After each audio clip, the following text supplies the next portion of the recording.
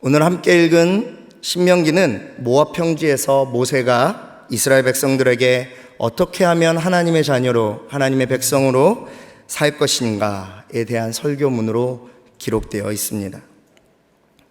특히 오늘 읽은 본문은 신명기의 초반부로 출애굽 사건과 광야 생활을 회상하면서 가나안 입성을 앞둔 이스라엘 자손에게 그들의 과거에 대해서 이야기해 주고 있습니다. 이 일은 단순히 이스라엘 자손에게 그들의 역사에 대한 지식을 물려주고 알려주려는 목적이 아니었습니다. 이 글은 오늘을 사는 우리가 누구인가? 우리는 어디로부터 왔는가? 나의 아버지, 나의 어머니, 나의 할아버지, 나의 할머니가 어떻게 하나님의 인도하심을 받고 살아왔는가에 대해서 이야기하고 있습니다.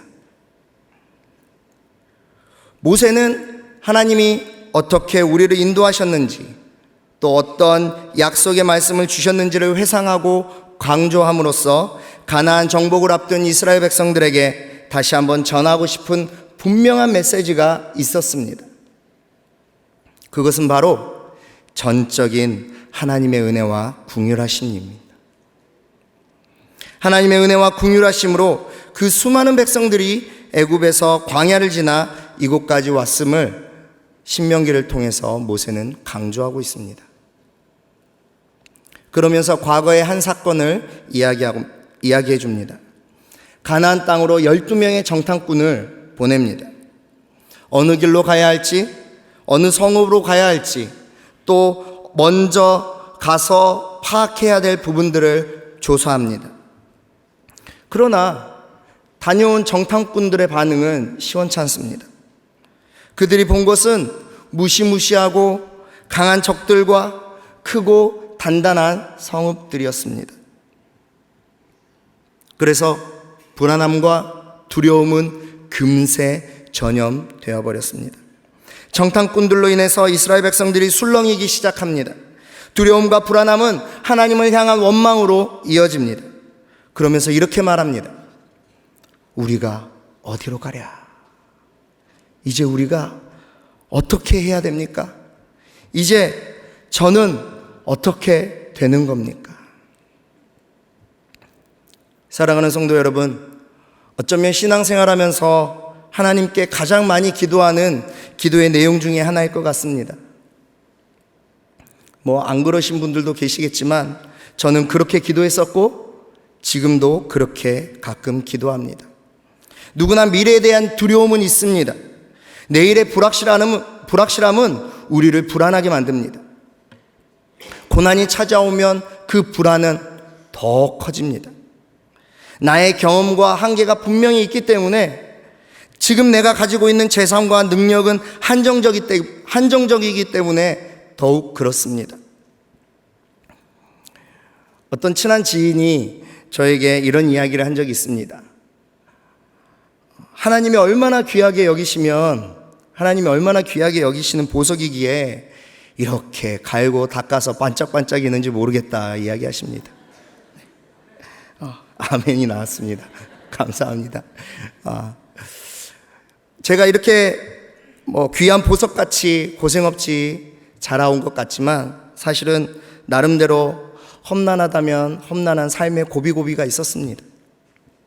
그래서 이스라엘 백성들처럼 하나님께 소리쳤던 날들이 많았던 것 같습니다. 왜 그러십니까? 도대체 하나님 왜 저에게 이런 일을 하게 하십니까? 책임지신다면서요. 이제 어떻게 하면 됩니까? 어떻게 하면 좋을까요? 어떻게 하길 원하십니까? 보여주십시오. 알려주십시오. 가르쳐 주십시오. 어디로 가야 할지, 어떻게 해야 될지 알려주십시오. 어려운 거 아니잖아요. 보여주십시오. 참 소리 지르는 것을 잘했습니다. 경기도에 있는 오살리 기도원을 자주 찾아갔고요. 거기 가서 밤에 공동묘지에 가가지고 정말 많이 소리 질렀습니다. 거기 가면 저처럼 답답해 하시는 분들이 엄청 많이 있습니다. 그럼 그 밤에 하나님 어떻게 합니까? 하나님 도와주십시오. 막 비석 잡고 소리 지르고 누워서도 막 발버둥 치면서 소리 지르고 그랬습니다. 거기 가면 누가 더 답답한 상황인지, 누가 더 급한 상황인지 뭐 배틀하듯이 경쟁하듯이 소리를 지르곤 했습니다. 그때는 왜 그랬는지 모르겠습니다. 그렇게 해봤자 항상 마지막에는 하나님 죄송합니다. 하나님 제가 잘못했습니다. 하나님 제가 너무 징징거렸습니다. 이렇게 울면서 끝났는데도 항상 문제가 닥치고 내 마음에 두려움이 있고 불안함이 있으면 하나님께 올라갔습니다. 물론 지금은 그렇게 안 하고 있습니다. 그때까지만 해도 제가 그렇게 할 수밖에 없었던 이유는 무엇이었을까요? 그것은 불안하고 두려웠기 때문입니다.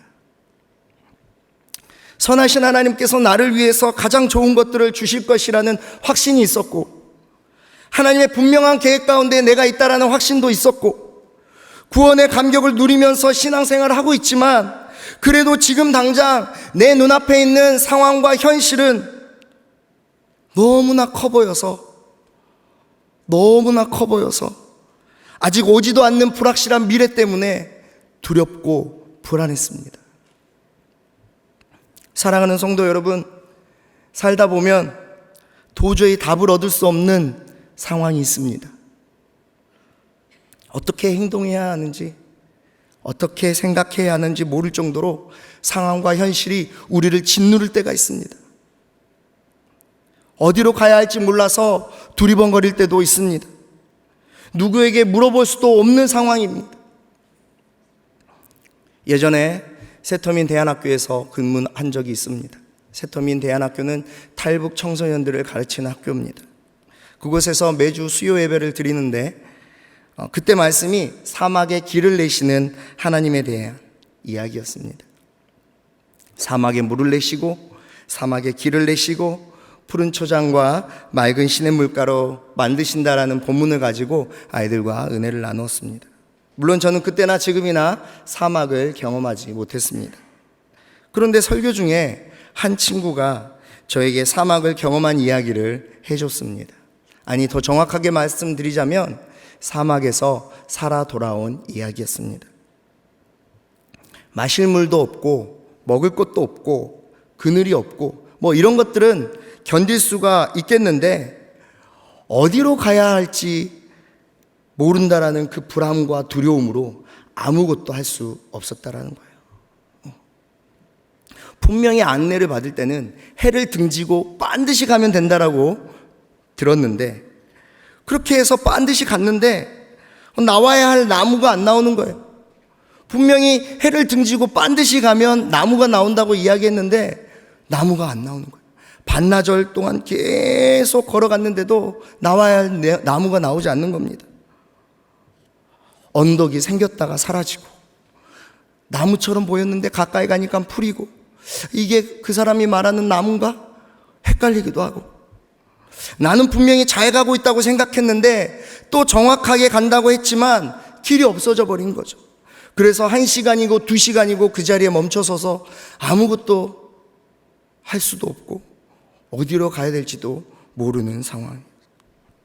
물론 결과적으로 기적적으로 어떤 울타리를 발견해서 목숨을 구할 수 있었지만 그때 그 상황을 이야기했던 그 친구의 표정이 아직도 저에게는 잊혀지지가 않습니다. 그 당시에 그 답답함과 그 막막함을 느낄 수가 있었습니다. 성도의 삶 가운데 고난이 찾아오면 우리를 두렵게 하는 상황이 만들어지면 우리는 답답함과 막막함을 느낍니다. 어떻게 해야 할지, 어디로 가야 할지 몰라서 멍합니다. 그때 우리 안에 잠잠해 있던 죄의 본성이 움직이기 시작합니다. 그래서 2가지를 잊어버립니다. 첫 번째로 하나님의 약속을 깜빡 잊어버립니다. 우리 26절을 한번 함께 읽겠습니다. 시작.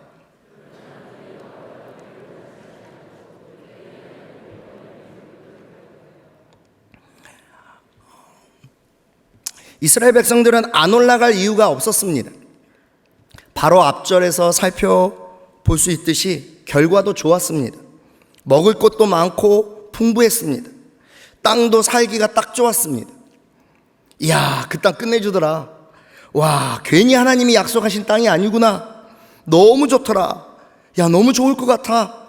사람들은 기대했습니다. 그런데 26절에 보니까 그 앞에 기가 막힌 단어가 붙어 있습니다. 그러나.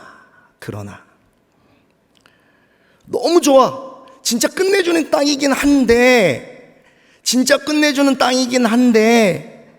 그런데 난 못 가. 난 안 갈래. 난 가고 싶지 않아. 난 싸우고 싶지 않아. 그곳에 가려면 내가 손해봐야 되는 상황들이 너무나 많아. 내가 포기해야 되는 게 너무나 많아. 내가 희생해야 될 게 너무 많아. 내가 계산해 보니까 오히려 나에게 손해인 것 같아. 수지가 안 맞아. 라고 말하고 있습니다. 사랑하는 성도 여러분, 저와 여러분들은 어떻습니까? 신앙생활하면서 이런저런 계산들은 하지는 않습니까? 우리의 생각대로 계산기를 두드려서 최대한 나에게 손해가 안 되고 포기하는 거 없이 두 손에 많은 것을 쥐고 가려는 모습이 있지는 않습니까? 예수 그리스도를 믿고 그분의 삶을 따라 살겠다고 하면서 마땅히 짊어져야 되는 십자가를 우리는 너무나 쉽게만 생각했던 우리의 모습들이 있지는 않았습니까? 또는 예수님이 나의 주인이시고 나의 왕이심을 알고 믿지만 내가 희생해야 되는 것들에 주저함으로 지금은 때가 아니야, 조금만 더 내 상황이 좀 나아지면, 우리 집 내 형편이 좀 나아지면 그때 내가 온전히 헌신해야지 라고 생각하지는 않았습니까? 부끄럽지만 저는 그랬습니다. 저도 그때는 두 손에 쥐고 있던 게 너무나 많았습니다. 예수님을 따라간다는 것이 두려운 것이 아니라 내 손에 있는 것을 버리고 포기하는 게 두려웠습니다. 분명히 저에게 주신 하나님의 약속의 말씀이 있었는데 그걸 잊어버린 거예요. 21절입니다. 우리 21절 한번 같이 읽어보겠습니다. 시작.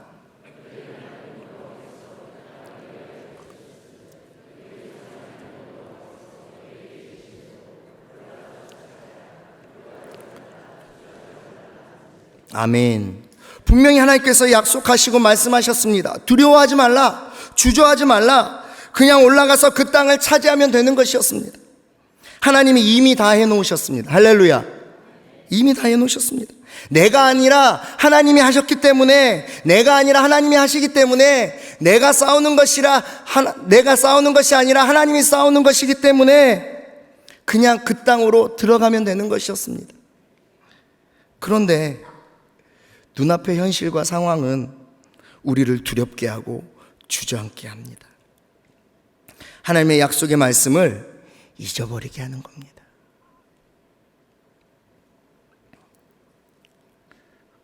두 번째로, 성도의 삶 가운데 고난이 찾아오거나 우리를 두렵게 하는 상황이 만들어지면 우리는 하나님의 사랑을 깜빡 잊어버립니다. 27절입니다. 같이 읽겠습니다. 시작.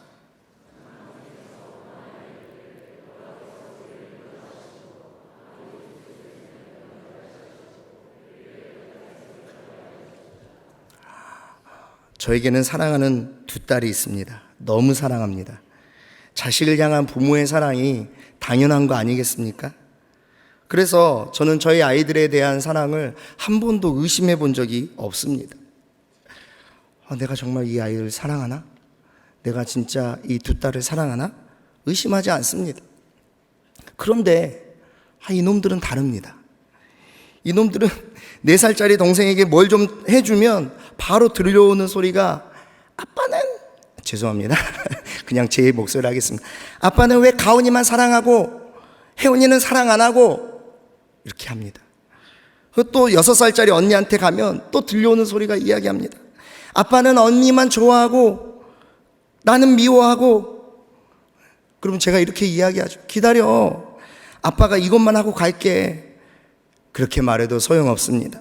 이리저리 끌려다닙니다.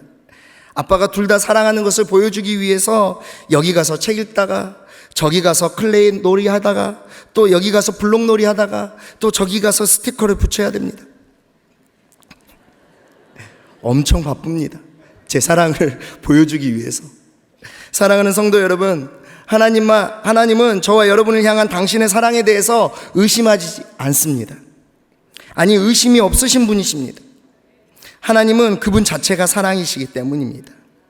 하나님이 사랑을 의심하는 것은 자신의 존재 자체를 의심하는 것과 같기 때문에 불가능합니다. 그래서 하나님이 존재하심은 하나님의 사랑의 영원성을 증명합니다.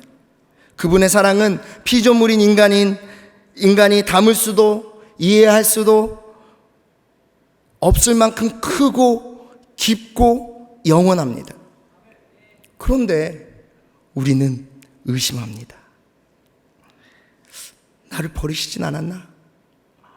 나를 포기하시진 않았나? 진짜 나를 사랑하시긴 하나?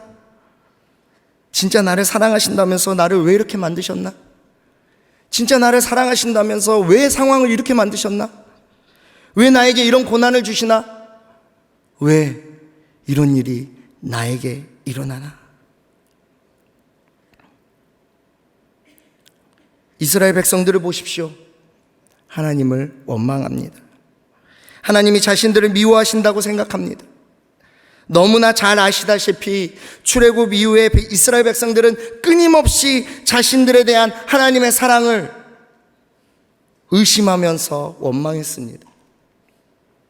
애굽에서 그 많은 백성들을 이끌고 홍해를 건넌 것도, 바로의 군대를 바닷속에 던지신 것도, 뜨거운 햇살을 구름 기둥으로 가려주시고 추운 밤을 불 기둥으로 따뜻하게 하신 것도, 만나와 메추라기로 먹이신 것도, 40년 동안 광야에서 옷이 헤어지지 않게, 신발이 뜯어지지 않게 돌보신 것도 이스라엘 백성들을 향한 하나님의 신실한 사랑 때문입니다. 하나님은 이스라엘 백성들을 포기하신 적이 없습니다. 그러나 이스라엘 백성들은 끊임없이 원망하고 하나님의 사랑을 의심합니다. 왜 괜히 잘 살고 있는 우리를 꺼내주셔가지고, 왜 잘 살고 있는 우리를 데리고 나와서 죽이시냐? 왜 우리를 고생시키냐? 하나님께 따집니다. 자신들이 먹고 마시고 누리고 있는 많은 것을 못 보고 그들의 시선은 사막이라는 환경과 고난이라는 현실에 멈춰 있습니다. 오늘 읽은 본문에서 이스라엘 백성들도 마찬가지입니다. 지금 그들의 시선은 강한 아모리 족속과 거대한 아낙 자손, 크고 장대한 성읍에 멈춰 있습니다. 눈앞에 있는 상황과 현실에 시선이 멈춰 있으니 지금까지 지내온 많은 날들, 그리고 그 안에 있는 하나님의 사랑하심과 돌보심을 잊어버린 것입니다. 사랑하는 성도 여러분, 어려울 때 우리는 마음을 졸이며 불확실한 미래를 바라봅니다. 우리도 연약한 인간에게 어쩔 수 없습니다. 하지만 나를 인도하신 하나님 아버지는 우리에게 앞을 바라볼 것이 아니라 걸어온 길을 바라보게 하십니다. 그래서 신실하신 하나님께서 얼마나 선하시고 인자하셨는지, 얼마나 나를 오래 참으셨는지, 또 얼마나 나를 오래 견디셨는지 기억하게 하십니다. 모세는 지금 두려워하고 하나님의 사랑을 의심하는 이스라엘 백성들에게 다시 한번 강조합니다. 그것은 두려워하지 말라, 무서워하지 말라입니다.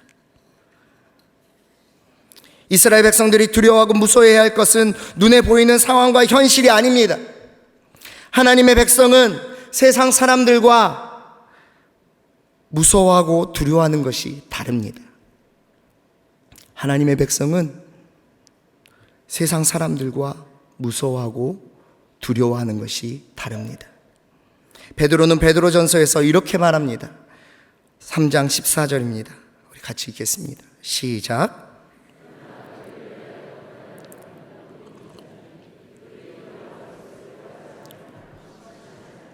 베드로전서를 기록할 당시에 수많은 그리스도인들이 핍박과 박해를 당했습니다.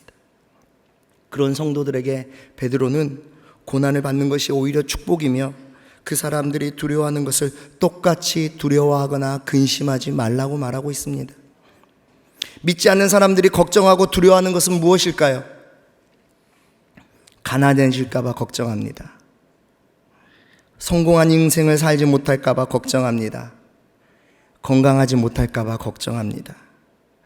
세상의 기준으로 행복한 삶을 살지 못할까 봐 걱정합니다.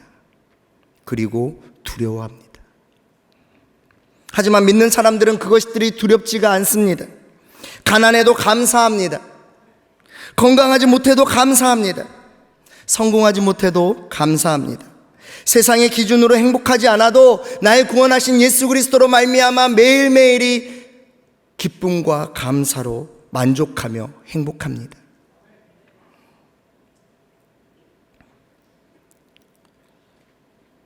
지금 모세는 어디로 갈지 몰라서 막막하고 답답함 속에 두려워하고 있는 이스라엘 백성들에게 다시 한번 하나님이 어떤 분이신지를 강조하고 있습니다. 첫 번째로 하나님은 나보다 먼저 가시는 분이십니다. 30절 한번 같이 읽어보겠습니다. 30절입니다. 시작.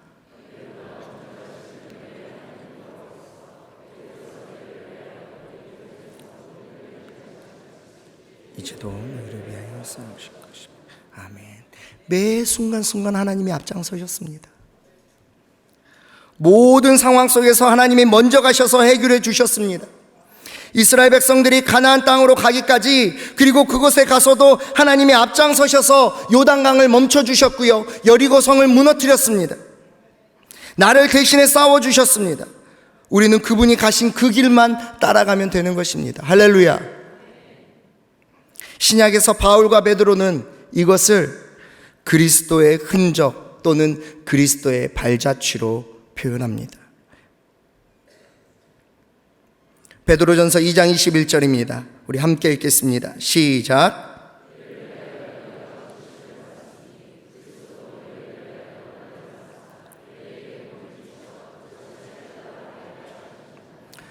자취라는 단어는 발자국, 흔적이라는 의미입니다. 눈밭이나 모래사장에 찍힌 발자국은 앞서간 사람이 어느 쪽으로 갔는지 그 방향을 알려줍니다. 그래서 그 뒤에 있는 사람들이 그 발자국을 보고 따라갑니다. 사랑하는 성도 여러분, 성도의 삶은 그리스도의 흔적입니다. 성도는 앞을 보면서 가는 것이 아니라 뒤를 돌아보며 앞으로 가는 것입니다. 과거에 나를 인도하신 하나님의 그 사랑하심과 역사하심을 돌아보면서 어두운 미래에 발을 내디딜 수 있습니다. 나의 삶에 깊게 새겨진 하나님의 흔적은 나를 향한 하나님의 사랑입니다. 그 흔적은 쓰러진 나를 다시 일으켜 세웁니다. 그 흔적은 두려워하는 나에게 용기를 줍니다. 그 흔적은 미래에 대한 두려움, 불확실한 내일에 대한 소망과 기대를 줍니다. 왜냐하면 그렇게 해 오셨듯이 앞으로도 나를 인도하신다는 약속의 말씀이 있기 때문입니다. 두 번째로 하나님은 나를 보호하시는 분이십니다. 31절 한번 같이 읽어보겠습니다. 31절입니다. 시작.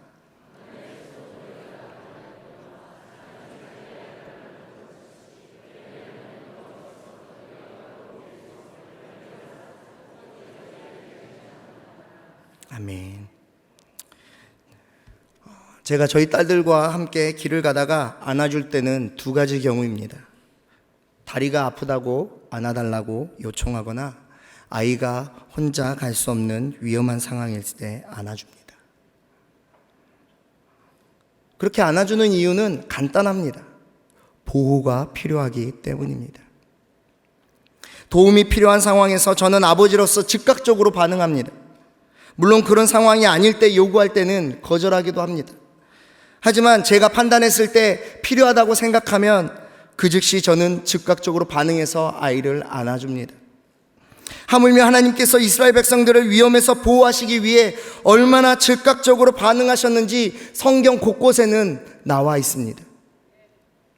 위험에 빠질 때, 도움이 필요할 때, 위로가 필요할 때, 힘이 필요할 때 하나님은 당신의 자녀를 안으십니다. 저와 여러분의 마음이 괴롭고 외로울 때, 막막하고 답답할 때, 어디로 가야 될지 몰라서 멍할 때도, 그래서 일어서서 걸어갈 힘이 없을 때도, 우리가 팔을 벌려서 아버지를 간절히 부르짖을 때도 즉각 오셔서 안아주십니다. 하나님은 때로는 내 주변에 있는 사람들을 통해서도 나를 도우시고 보호하십니다. 시편의 기자는 이 경험을 이렇게 고백합니다. 시편 118편 7편입니다. 함께 읽겠습니다. 시작.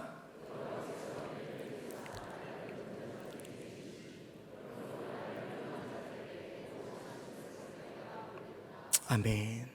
아멘. 믿음의 공동체, 신앙의 공동체를 통해서 하나님께서는 나를 도우시고 위로하시고 격려하십니다. 지금까지 수많은 세월을 지나오면서 하나님께서 나를 보호하시고 지켜주셨습니다. 위기의 순간에 사람을 통해서 도와주셨고요. 또 어떤 분들은 정말 기적적인 경험을 통해서 하나님의 보호하심과 안으심을 경험했습니다. 말씀을 마무리하겠습니다. 사랑하는 성도 여러분, 신실하신 하나님은 한 번도 저와 여러분들을 포기하거나 놓으신 적이 없습니다. 우리가 상황과 현실의 벽 앞에 두려워하고 있을 그때에도, 막막하고 답답해서 어디로 가야 할지, 어떻게 해야 될지 모를 그때에도 하나님은 저와 여러분을 안으시고 위로하시고 보호하십니다. 내 삶은 하나님 아버지의 흔적입니다. 그분이 나를 안고 걸어오신 길을 돌아보면 다시 나를 일어서게 하는 힘이 생깁니다.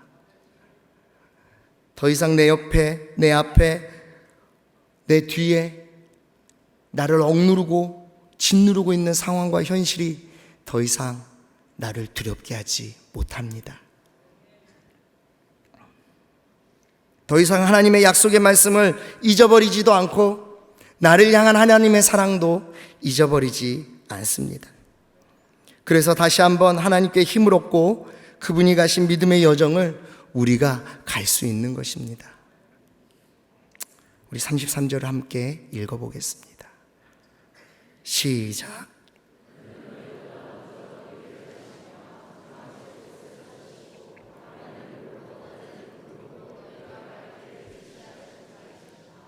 아멘.